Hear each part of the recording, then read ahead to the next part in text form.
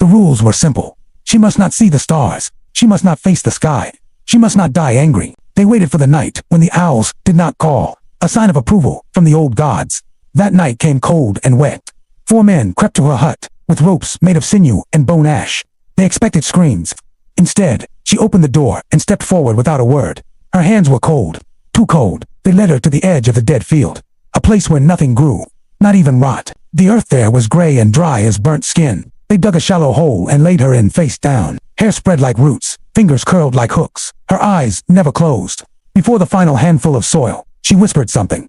It was not a curse. It was worse, she said. This is not the first time. They buried her anyway, placed a stone slab over her back, and carved a spiral into it meant to confuse her spirit should it rise. For a while, it worked. Seasons passed. Children were born with full limbs. The goats returned. Even the stream ran clear, but the forest never quite healed, and the dead field stayed dead. The tribe moved further upriver, but the stories remained. Parents warned their children never to dig in the spiral stones, never speak of the girl from the hollow, and for hundreds of years, no one did, until now. 3 weeks ago, a team of archaeologists arrived in the Cradle of Smoke, led by Dr. Aaron Malco, a cultural anthropologist who specialized in undocumented Neolithic ritual. The valley had become a government-protected zone, untouched for centuries, a time capsule sealed by superstition and terrain. Dr. Malco was skeptical. Brilliant, yes, but dismissive of what she called myth-based anthropology. Her focus was data, not dread.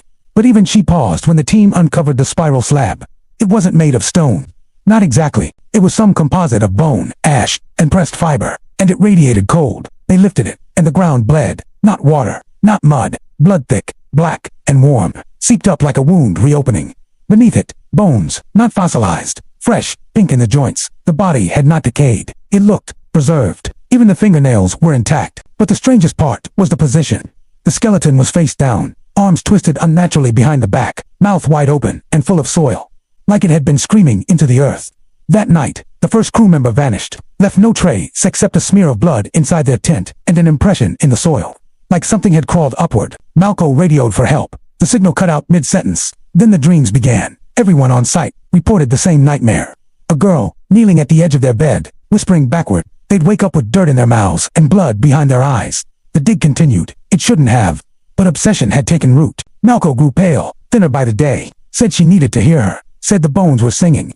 By the 7th night, they unearthed something worse. Not bones, a face, not preserved alive, pressed in clay, staring straight down, lips moving slowly, but not breathing, as if still waiting. Then the lights failed.